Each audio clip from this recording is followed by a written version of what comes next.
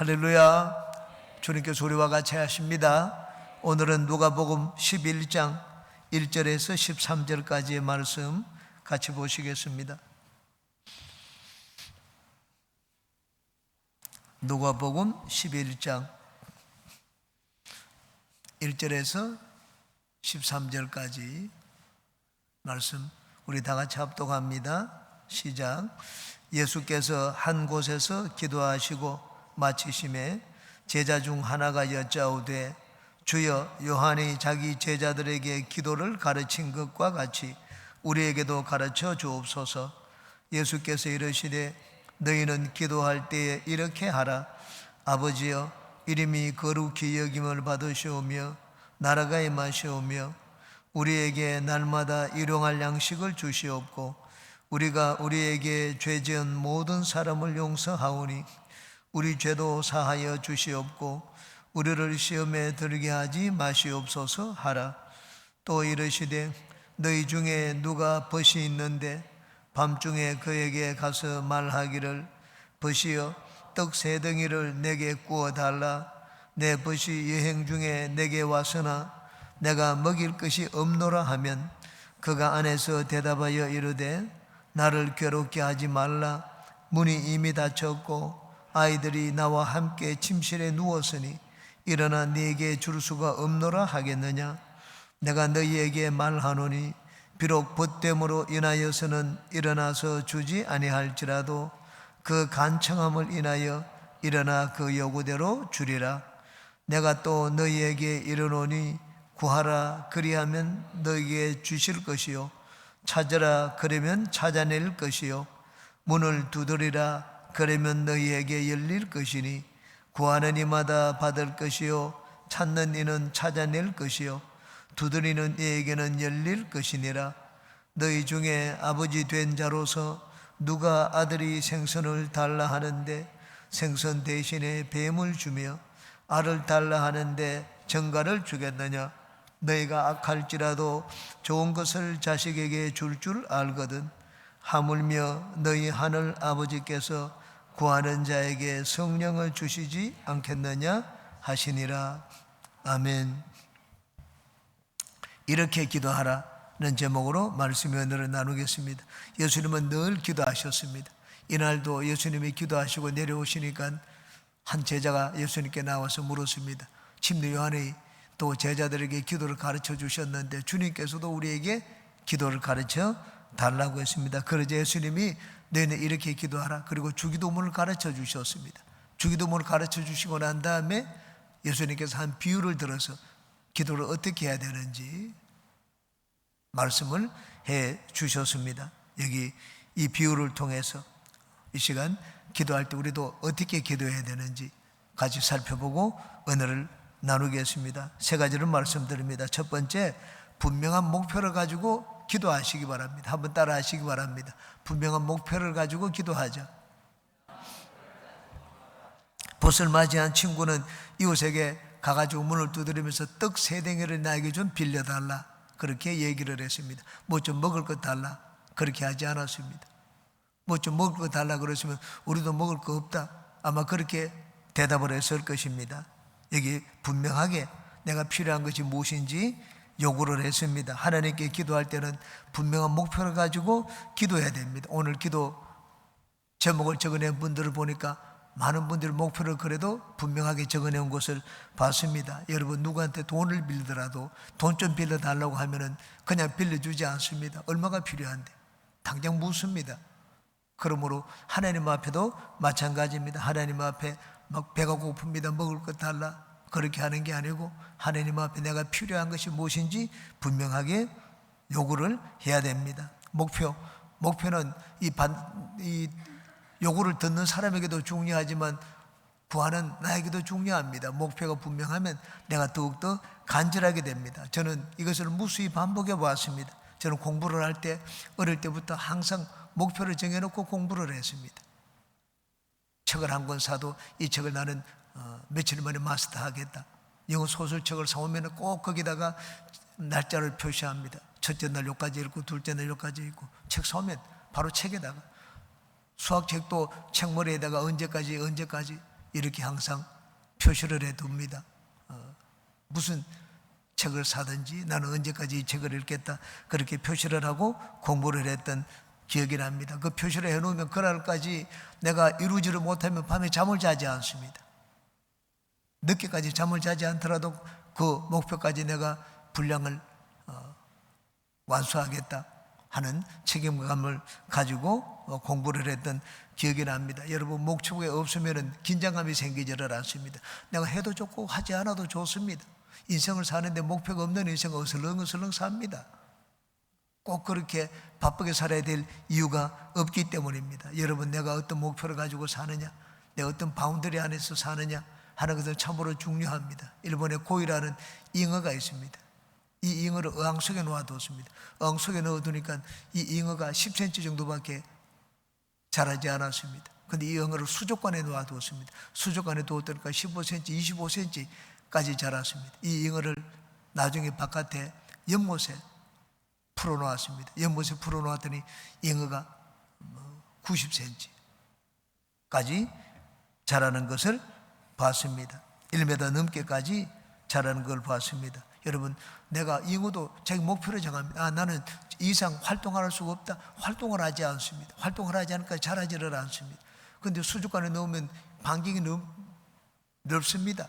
넓으니까는 난 여기서 저기까지는 활동할 수 있구나. 스스로 자기가 활동 범위를 정합니다. 그리고 자기가 몸무게도 달라지고 키도 달라집니다. 버킷리스트라는 영화를 보신 분들이 많을 것입니다. 모건 이 프리먼과 잭 니콜슨이 주연으로 나오는 영화입니다. 모건 프리먼은 자동차 정비공이고 잭 니콜슨은 큰 기업의 회장입니다. 이들이 이제 병원에 와서 둘이 만납니다. 암 치료를 위해 가지고 병원에 같이 왔습니다. 시한부 인생을 사는 사람입니다. 1년밖에 남지 않았지만은 이들이 해보고 싶은 목표를 정합니다. 10몇 목표를 정합니다. 세렝게티 가보기, 쟤를 가지고 깡통에다 담아놓고 그냥 바람 부는 것을 놔두기, 아프리카 가서 여행을 하기, 이쁜 여자와 키스하기,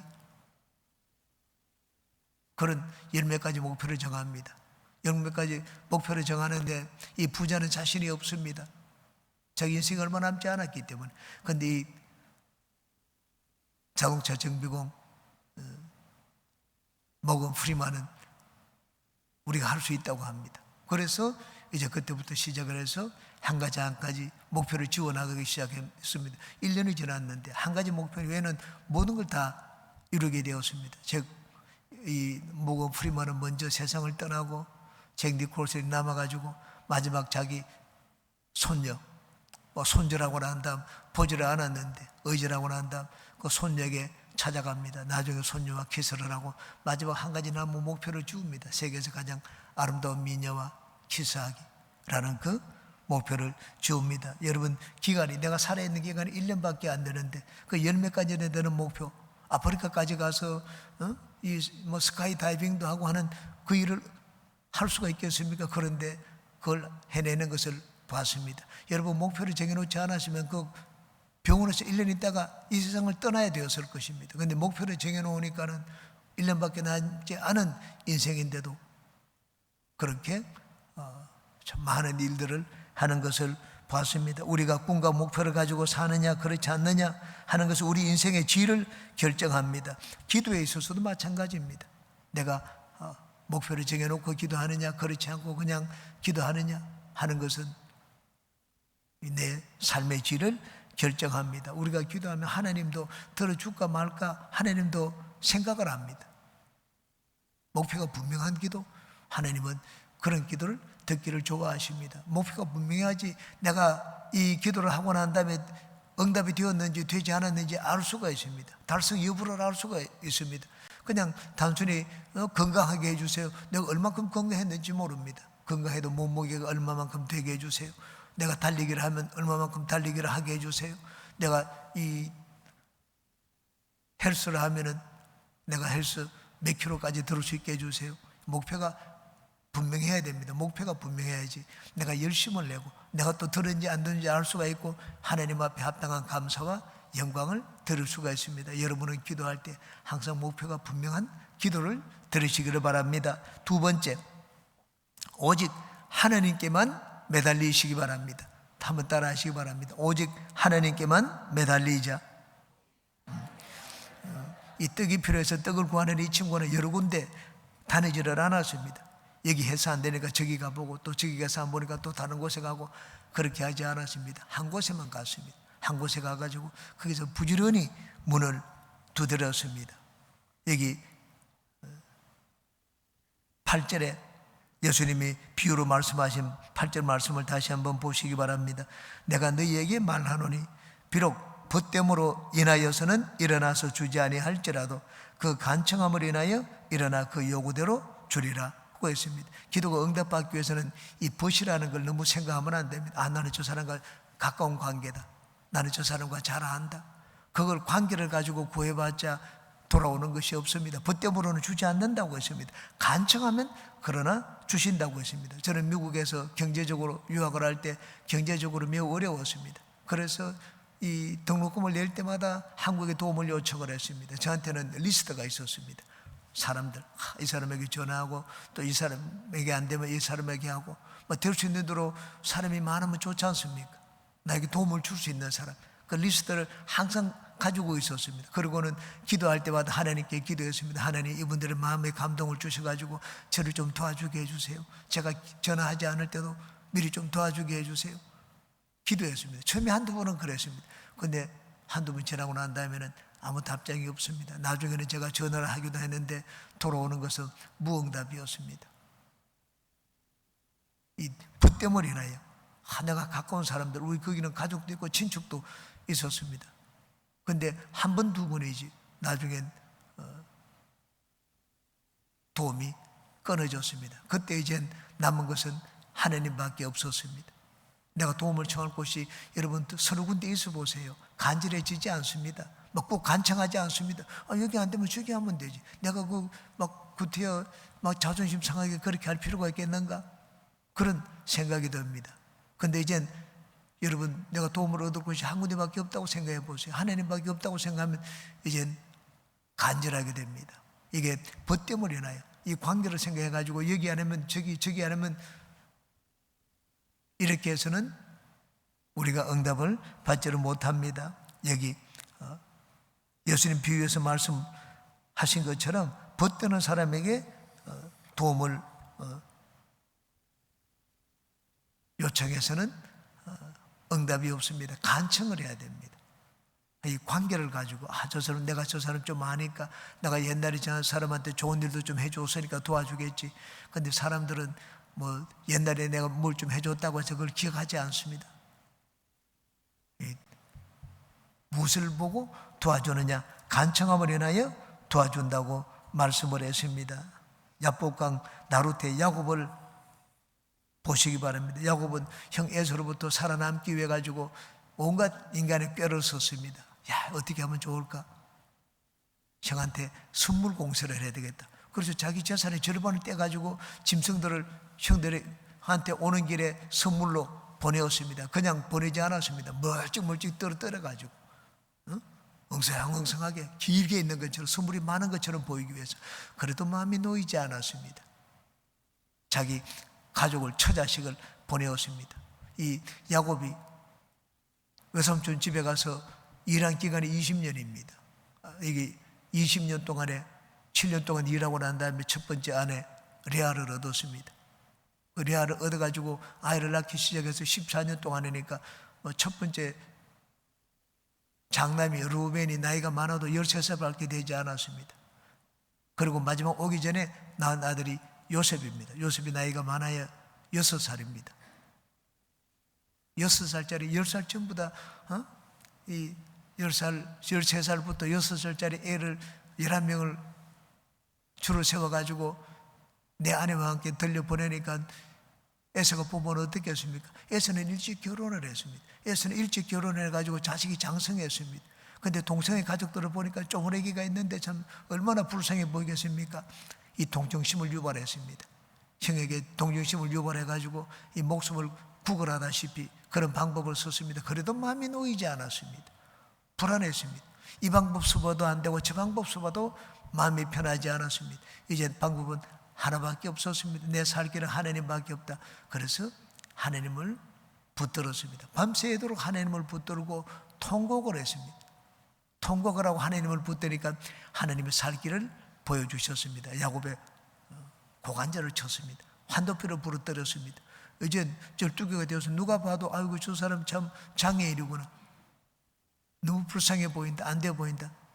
자기는 자기 처자식들을 보내면은 에서가 불쌍히 여길 줄 알았는데 그것은 구원의 길이 아니었습니다. 하나님께 매달렸더니만 하나님의 진짜 구원의 길을 보여주셨습니다. 야곱을 치니까 야곱이 장애인이 되고 보니까 에서가 불쌍해서 야곱을 살려 주었습니다. 우리가 하나님께 구할 때 여러 가지 다른 방법을 써서 하나님 앞에 구하면은 응답이 되지 않습니다. 내 마음이 하나님 구하기는 하나님께 구하지만 나에게 도움을 얻을 곳은 다른 곳이 있습니다. 다른 곳에 하나님께 구할 때는 오직 하나님만 바라봐야 됩니다. 다른 곳에서 찾으면 안 됩니다. 간청해야 됩니다. 간청한다는 말은 주님 아니면 나는 살 길이 없다는 말입니다. 우리 주님 앞에 기도할 때는 여러분 여기서 안 되면 저기 하고 여러 가지 방법을 생각하면 안 됩니다. 하나님께 나아갈 때는 오직 한 가지 방법만 가지고 나아가야 됩니다. 그래야지 하나님은 우리를 불쌍히 여겨주시고 도움의 손을 내밀어 주십니다. 새해는 여러분이 목표를 가지고 기도하고 또 그 기도를 가지고 오직 이것을 이루는 분은 하나님밖에 없다. 돈 많은 사람이 나를 좀 도와주겠지. 그런 생각을 하지 마시기 바랍니다. 오직 하나님만 바라보고 하나님께 간청하는 여러분이 되시기를 주의 이름으로 축원합니다. 세 번째, 성령을 구하시기 바랍니다. 한번 따라 하시기 바랍니다. 성령을 구하자. 기도를 가르쳐 주신 마지막 13절 말씀을 보시기 바랍니다. 13절 같이 한번 읽겠습니다. 너희가 악할지라도 좋은 것을 자식에게 줄 알거든 하물며 너희 하늘 아버지께서 구하는 자에게 성령을 주시지 않겠느냐 하시니라. 하나님께 구하면 성령을 주신다고 말씀을 했습니다. 이건 예수님이 처음 말씀을 하시는 것입니다. 요한복음 3장 34절에는 하나님이 예수님에게 성령을 한량없이 부으셨다고 했습니다. 예수님은 사역을 하는데 지혜가 필요했습니다. 그런데 지혜가 필요해서 하나님께 구하면 하나님이 성령을 주셨습니다. 병든 자들을 고치는데 능력이 필요했습니다. 하나님 앞에 병든 자를 고치는 능력을 구하는데 하나님이 지혜를 주셨습니다. 귀신을 쫓아내는 것도 마찬가지입니다. 귀신 쫓는 능력이 필요한데 하나님은 예수님이 그런 걸 구하면 예수님께 성령을 주셨습니다. 말씀을 전하는데 이 무리들에게 진짜 하나님을 알고 믿을 수 있도록 지혜로운 말씀을 구하는데 하나님이 성령을 주셨습니다. 예수님이 하나님께 필요한 많은 것들이 있었습니다. 그런데 하나님은 예수님에게 대답하시기를 응답해 주시기를 성령을 주셨습니다. 왜? 성령 안에 모든 것이 다 들어있습니다. 성령 안에 지혜가 있고 성령 하나님의 지혜입니다. 성령 안에 능력이 있습니다. 성령 하나님의 능력입니다. 성령 안에 부유함이 있습니다. 하나님 앞에 구하는데 하나님은 예수님에게 다른 것으로 예수님이 구하는 대로 응답하시지 않고 성령을 한량없이 부어주셨습니다. 이 마태복음 병행 9절에 보면 구하는 자에게 좋은 것을 주신다고 했습니다. 예수님은 진짜 성령을 주시는 하나님이 얼마나 고마우신 하나님인지 절실하게 느꼈습니다. 나는 이게 좋다고 생각을 했는데 하나님 보시니까 하나님이 주시는 것이 제일 좋은 것이었습니다. 우리가 구하면 하나님은 우리에게 가장 좋은 것을 주십니다. 그것이 성령이라고 했습니다. 그러므로 여러분은 인생을 살 때 하나님 앞에 구할 때 항상 성령과 함께 구하시기 바랍니다. 성령과 함께 구하고 성령과 함께 인생을 살고 성령과 함께 기도하고 성령과 함께 일을 하시기 바랍니다. 설교를 하는 것도 마찬가지입니다. 옛날에는 저는 책을 많이 봤습니다. 항상 설교를 준비를 할 때 제가 브라질에 있을 때 목표를 정해놓은 것이 있습니다. 나는 매번 설교를 할 때 특히 주일 설교를 할 때는 책 2권을 본다. 그래서 보통 설교를 할 때 새벽 4시에 설교 준비를 처음 시작한 때가 많았습니다. 새벽 4시인데 왜 새벽 4시까지 책 2권을 보지 않으면 저는 설교 준비를 하지 않았습니다. 내가 약속한 것이기 때문에 거의 12시 넘어서 설교 준비를 하기 시작을 했습니다. 책을 봐야지 이게 내용이 소재거리가 있고 그래서 설교 준비를 했습니다. 그 지금은 많이 달라졌습니다. 성령이 100번의 책보다 훨씬 뛰어나다는 것을 하나님은 저한테 점을 하도록 만들어 주셨습니다. 조영기 목사님이 한 번 이런 말씀을 하셨습니다. 저는 그 말씀을 듣고 야, 저런 일이 있느냐 그렇게 생각을 했습니다. 옛날에는 내가 부흥회를 다닐 때마다 이 007 가방에 책을 20권씩 영어책을 넣어가지고 갔다고 했습니다. 거기서 기도하면서 뭐 다른 관광하지도 않습니다. 조 목사님은 책만 본다고 했습니다. 책을 보고 설교를 하는데 지금은 성경하고 성령님만 모시고 간다. 어디를 가든지 준비를 할 때 그렇게 말씀을 하시는 것을 봤습니다. 저는 당시에 한 10년이 넘은 것 같습니다. 10한 5년은 된 것 같습니다. 그 말씀을 하실 때 조 목사님이 하시는 말씀에 의미를 깨닫지를 못했습니다. 근데 나중에 10년이 지나고 난 다음에 아, 그게 바로 이런 말씀이었구나 하는 것을 저는 요즘 가끔씩 깨닫습니다. 여러분, 성령은 모든 것을 가지고 계신 분입니다. 여러분에게 필요한 것이 무엇입니까? 여러분이 필요한 것이 지혜면 성령은 하나님의 지혜입니다. 능력이면 능력, 물질이면 물질, 모든 것을 성령님은 가지고 계십니다. 그러므로 여러분은 인생을 살 때 기도하더라도 성령과 함께 기도하고 무엇을하든지 성령과 함께 하는 여러분 되시기를 주님의 이름으로 축원합니다. 성령과 함께 여러분의 기도가 응답되기를 주의 이름으로 축원합니다. 기도합니다.